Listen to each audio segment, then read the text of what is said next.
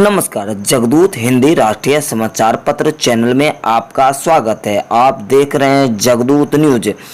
खगड़िया विश्वव्यापी महामारी के बीच लॉकडाउन 4.0 का दिशा निर्देश जिला अधिकारी आलोक रंजन के द्वारा कहे गए। कोरोना योद्धा जी के द्वारा बताया गया खास निर्देश में जिले में कुल 91 पॉजिटिव केस हो गई है तथा 126 सैंपल का रिजल्ट आना अभी बाकी है।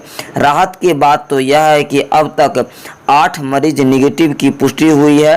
जिले में 95% से अधिक का मामला क्वारंटीन सेंटरों में ही रहा है जिन्हें चिन्हित किया गया है। वर्तमान में जिले में 4 क्वारंटीन जोन बनाए गए हैं तथा एक अन्य बाकी बनाना बाकी है। आगे देखें खास रिपोर्ट में। तो उनको भी समय के साथ मुक्त कर दिया जाएगा। संबंध में दिए गए हैं उसका अनुपालन करेंगे। निकट भविष्य में ईद का पर्व भी संभावित है और बड़ी संख्या में लोग निकलेंगे कपड़े इत्यादि का क्रय करने के लिए, तो सोशल डिस्टेंसिंग का पालन करें और यथासंभव कम से कम संख्या में घर से बाहर निकले, आवश्यक हो तभी बाहर निकलें। जो कि चालू अवस्था में हालांकि 316 क्वारंटाइन सेंटर्स को हम लोगों ने चिन्हित किया है।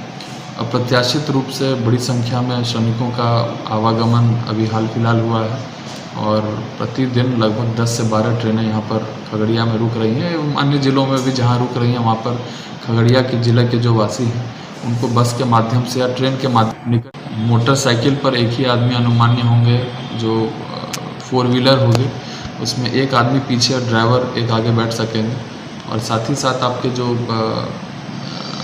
हमारे 3 व्हीलर्स उसमें पीछे 2 आदमी और आगे एक ड्राइवर अलाउड होगा। और इसको ध्यान में रखते हुए जो भी किराए का निर्धारण इत्यादि होगा उसमें भी आवश्यक संशोधन की आवश्यकता होगी, क्योंकि जो उसमें ट्रैवल करने वाले लोग हैं उनकी संख्या घटेगी तो निश्चित रूप से जो भाड़ा या किराया पूर्व में वो लिया करते थे उसमें थोड़ी बढ़ोतरी होने की संभावना। जो भी रूटीन डेज़ हैं उसमें हर ऑल्टरनेट डे पे ऑड इवन फार्मूले के तर्ज पर हम लोग गाड़ियों का परिचालन अलाउ करेंगे।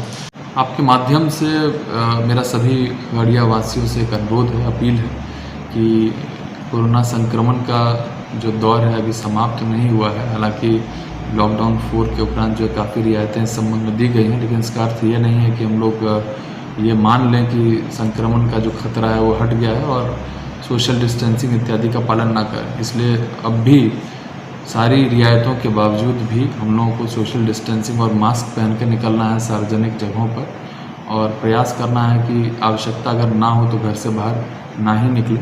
इस निमित्त गृह विभाग के द्वारा जो निर्देश आदेश दिए गए थे उसके अनुसार इस ज़िले में भी हम लोगों ने सभी प्रखंड मुख्यालयों को रेड जोन चिन्हित किया है और साथ साथ में कंटेनमेंट जोन में किसी प्रकार की गतिविधि नहीं होनी है। गृह विभाग के द्वारा जो निर्देश आदेश दिए गए थे उसके अनुसार इस ज़िले में भी हम लोगों ने सभी प्रखंड मुख्यालयों को रेड जोन चिन्हित किया है और साथ साथ में कंटेनमेंट जोन में किसी प्रकार की गतिविधि नहीं होनी है।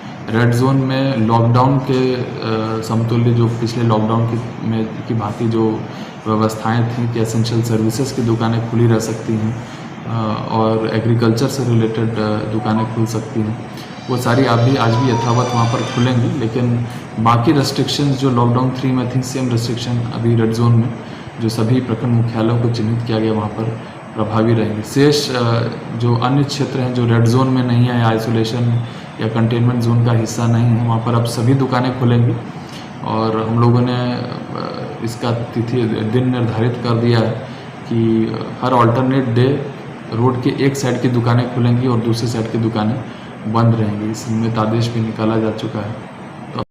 घंटा को दबाकर सब्सक्राइब करें और लाइक भी करें ताकि ज्यादा से ज्यादा शेयर हो। अनोखे न्यूज को देखते रहें जगदूत न्यूज।